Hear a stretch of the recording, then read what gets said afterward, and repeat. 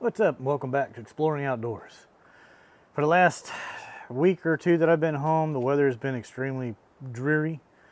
We've had some really bad flood warnings and just constant heavy downpour rains for days on end. And it's finally let up where I could get out and do some stuff. And so I thought I'd touch on some like campfire stuff. So this right here is a piece of pine log that I've cut. And you'll see I got notches cut in different directions in it. I use a chainsaw to do this one. And this is known as a Swedish candle. And I learned about this a long time ago. And basically you just cut a log like this with a chainsaw or whatever. Or you can take several little logs that are already split like this and wrap a string around it and put sticks between them to hold them open. And you build your fire down in the middle in the crack right there. And it sucks air in through all these cracks and it keeps the fire going. So we're going to light this one here in a minute, and they usually burn for quite a while.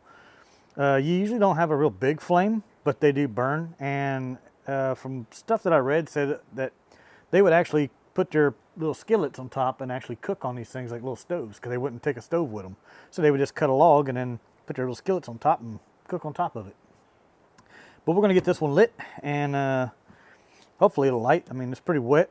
I did cut my notch right here by the heart of the, where it should still have some good pine sap in there, because this is pine. And get it going. We're going to sit this one on this big flat rock right here. Try and get it level. There we go. That's pretty level. I got a little rock stuck under at the bottom here. Now, fire safety, if this was all dry and it hadn't been raining for 2 weeks straight right now, I wouldn't do this right here without cleaning all these leaves up, because all these pine needles and leaves would be a big fire hazard when that thing burns down. So we're going to start breaking up some little sticks for tinder that you put right here on top, and I'll show you all that, and then we'll light it. So what we're doing is we're just taking some of this dry. I have a piece of the log right here. The outer part you can see is wet, but this end part right here is dry, and there should be sap still in that part too. That's like the heart of the tree. So just taking some of that stuff, and we're just going to try and shave some little pieces off of it.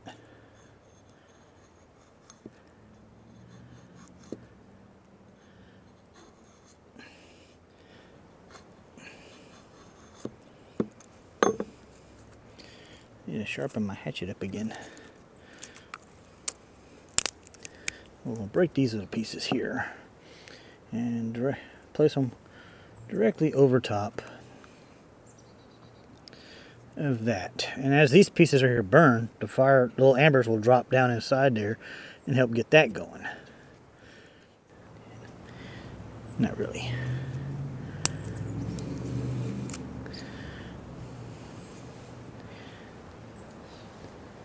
Take these little bitty shavings and put them there.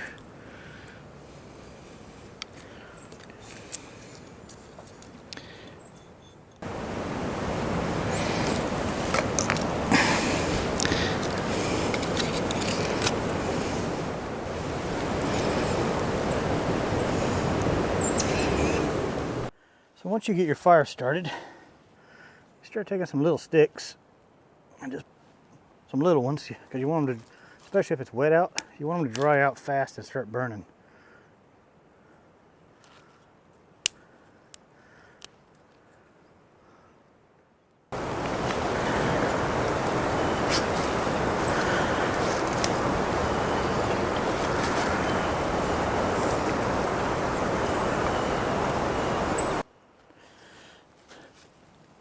You can see I got the little fire starting to go pretty good here, and you just want to keep adding these little bitty pieces to it to keep each piece is drying out as I'm putting it on here.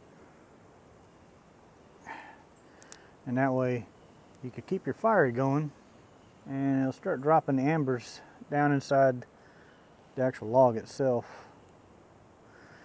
Pine cones work pretty good too. Once you get it going a little bit, you can put pine cones because they're pretty aerated, so pine cones will dry out fast and they'll burn too.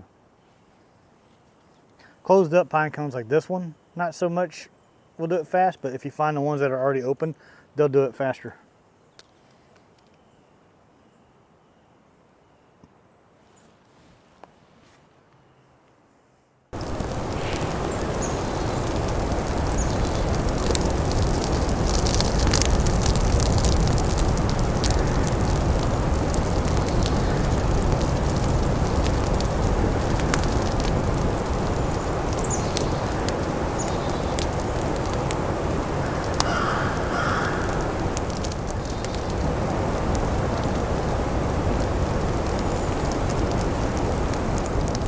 So as you can see, it's burning down into the heart of the stump right here, the log where the pine sap is. I mean, it's actually burning really good down in there now.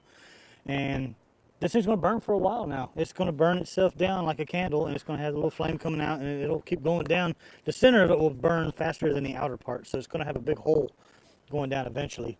But great little way to have a fire going at your campsite if you just need to smoke for bugs or whatever reason, or if you just want a little fire and you don't want to have to split a bunch of wood, you can do it this way. Give it a try. See how y'all like it. It's pretty cool. And this thing will burn for hours now.